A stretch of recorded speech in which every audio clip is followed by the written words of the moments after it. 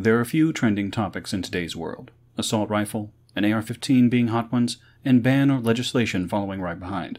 I see a lot of people throwing around these words, and as I'm sure you're aware, this being the internet, quite a few aren't using them in a way that I feel is best suited for civil discourse. A good discussion must have its constituents on the same page, at least agreeing on what the words they are using mean. So, to speak about banning the AR-15, I will start with one term: assault rifle. Right now, the Merriam-Webster simple definition for assault rifle is a gun that can shoot many bullets quickly and that is designed for use by the military. And their full definition: any of various automatic or semi-automatic rifles with large capacity magazines designed for military use.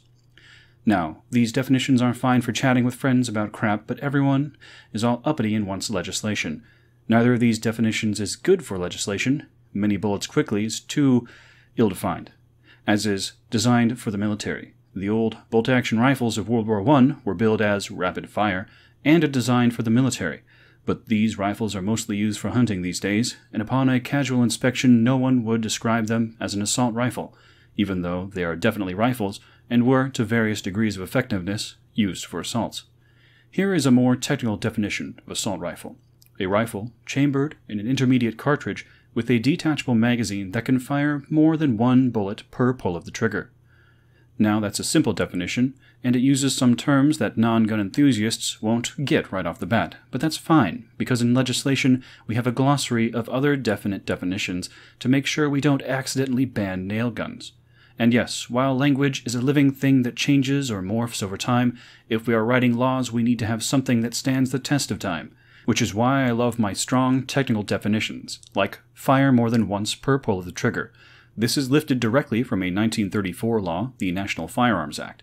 This act, with just this one sentence, regulates assault rifles already, even though assault rifles would not be invented for another 10 years. Because beyond everything else, an assault rifle is capable of firing more than once every time you pull the trigger. If it's not capable of that, then it's not an assault rifle, which means today you cannot buy one easily. Now, this is a big topic today because of one AR-15. To start with, I will highlight that the AR in AR-15 stands for Armalite, the designer, and is not an assault rifle designation, because those rifles, and rifles like the AR-15, have been used in numerous high-profile shootings. Many people are jumping up and demanding they be regulated further. I am not in favor of this.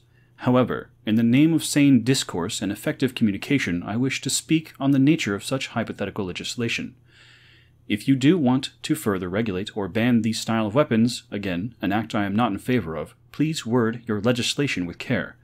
In 1994, there was a ban on assault weapons, another term that bothers me, brushing past its tautological nature. It sought to ban semi-automatic firearms, that being firearms that fire once each time you pull the trigger, but reload themselves from a magazine, with other features that have appeared on various military weapons throughout the years. I won't go into the details of those features, but simply point out that because of its loose wording, all that happened is new standard capacity 30-round magazines could not be manufactured, making the ones that existed already cost more. And if you wanted a rifle that could use them, you needed to give up that precious bayonet lug or threaded barrel, both features that have never come into play in any violence that I can recall. Cyclic rate of fire, effective rate of fire, muzzle energy, detachable magazine, select fire. If you don't know guns, then most likely you'll have no idea what most of those words mean. To reiterate, I don't want any more legislation on these guns, but what I want even less is people who have no idea what they're talking about proposing legislation that they don't understand. The internet is not a series of tubes, birth control pills are a legitimate health need, and a barrel shroud makes a firearm safer, not more dangerous. So please, learn before you legislate. In February, you introduced the Assault Weapons Ban and Law Enforcement Protection Act of 2007. It would regulate semi-automatic assault weapons, including weapons that have pistol grips, a forward grip, and something called a barrel shroud. Weapons with a barrel shroud would be regulated. What's a barrel shroud, and why should we regulate it? I think Do you know what a barrel shroud is? Time. I actually don't know what a barrel shroud is. Okay, because it's in your legislation. It's a shoulder thing that goes up. No, it's not. Thank you for watching my video. If you have any thoughts, please leave them in a comment down below. If you like the video, like. If you dislike it, dislike it. If you would like to subscribe my channel, I would very much appreciate it. If you have any ideas for other further topics you would like me to comment on, again, leave a comment down below. I'm Kale the Quick. Thank you for watching, and don't die.